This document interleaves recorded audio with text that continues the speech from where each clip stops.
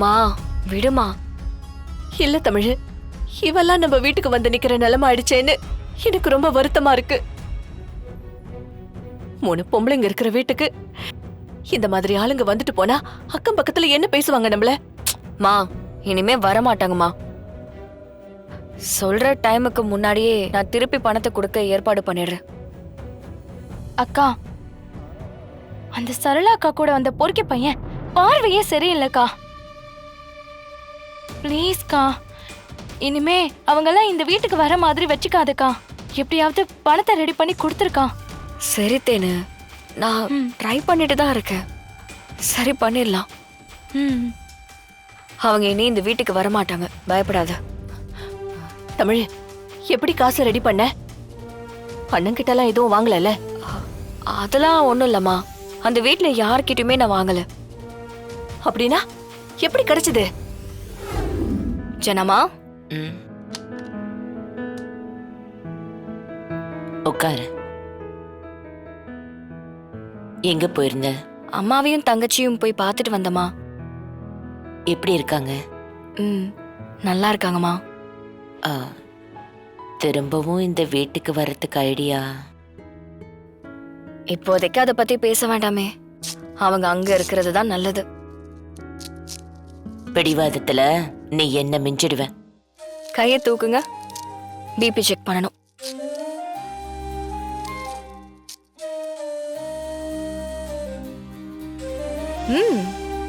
நார்மலா தான் இருக்கு.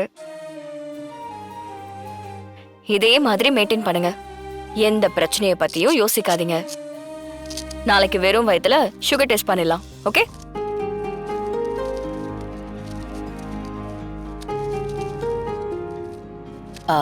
தமிழ், மோதிரம் இங்க. என்ன மோதிரம்? உன் விரல்ல எப்பவுமே ஒரு மோதிரம் இருக்குமே, அது ரொம்ப அழகா இருக்கும். எங்க? அது அது எங்கேயோ தொலைச்சிட்டேன்னு நினைக்கிறேன். எப்போ? எனக்கு எப்போ தொலைஞ்சிச்சுன்னு தெரியல, ஆனா தொலைஞ்சிருச்சு. என்ன தமிழ், அது ரொம்ப டைட்டா இருக்குன்னு சொல்லுவியா, அப்புறம் எப்படி தொலையும்? டைட்டா தாம்மா இருந்துச்சு. நான் ஏதாவது யோசிச்சேன்னா கையில இருக்கிற மோதிரத்தை கழட்டி கழட்டி எடுப்பேனா, அப்படியே அதே பழக்கத்துல எங்கேயோ வச்சுட்டேன்னு நினைக்கிறேன். ஆனா எங்க மோதிரத்தை வச்சேன்னு தான் ஞாபகமே இல்லம்மா. சரி, நீங்க ரெஸ்ட் எடுங்க. சாப்பிட்டீங்கல்ல? சாப்பிட்டேன். சரி ஜனமா, ரெஸ்ட் எடுங்க. முன்னாடி நீ சம்பளம் வாங்கிட்டு இருந்த சமாளிக்க முடிஞ்சது. இப்போ நீ இந்த வீட்டு மருமகள் ஆனதுக்கு அப்புறம் அப்படி இல்லல்ல. அதெல்லாம் என் வீட்லயே சமாளிச்சுப்பாங்கம்மா. தமிழ், நான் உனக்கு உதவியெல்லாம் பண்ணல. உனக்கு டைரக்டர்ஸ் அக்கவுண்ட் ஒன்று ஓபன் பண்ணி கொடுக்கறேன். அது நீ செய்யற வேலைக்கு நான் கொடுக்க வேண்டியது. அதுல 2 கோடி ரூபாய் பணம் போட்டு வச்சிருக்கேன்.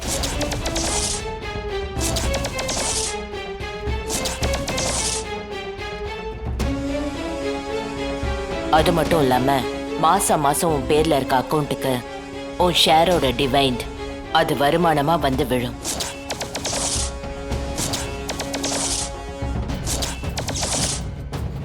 சூப்பர்மா, சரியான வேலை தான் பார்த்துருக்கீங்க. தமிழ், அப்புறம் ஒரே நல்ல பெரிய கோடீஸ்வரி ஆயிட்ட போல. இந்த மாமாவுக்கு செலவுக்கு பணம் எதுவும் கொடுப்பியா? மாமா நீங்க வேற. ஏன் மாமா? 2 கோடியா?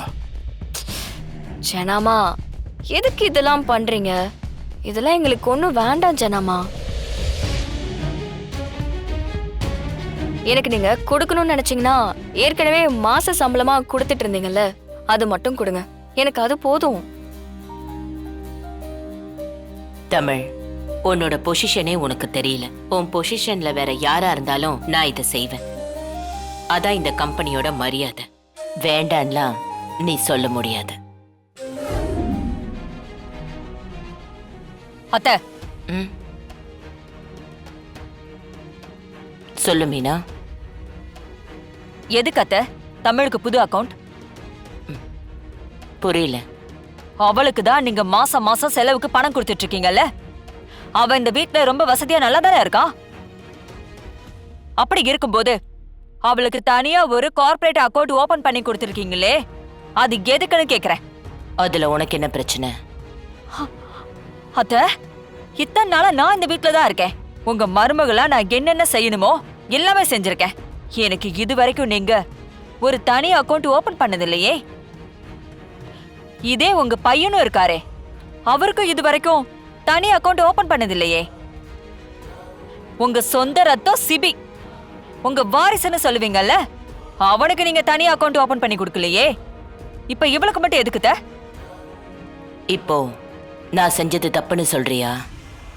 இது தப்பு இல்லையா? உங்களுக்கு உறுத்தலையா?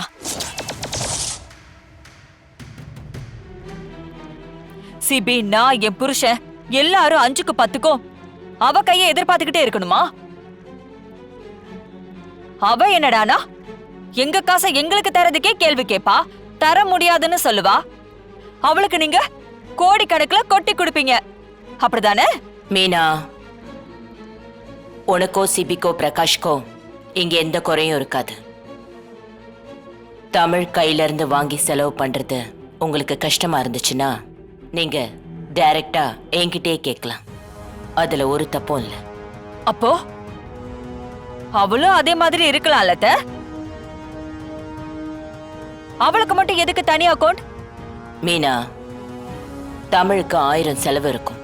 ஒன்னொன்னுத்துக்கும் மத்தவங்களை எதிர்பார்த்துட்டு இருக்கணும்னு எந்த அவசியமும் இல்ல. தமிழ் இந்த கம்பெனிக்காக, குடும்பத்துக்காக ராத்திரி பகலா உழைச்சிட்டு இருக்கா.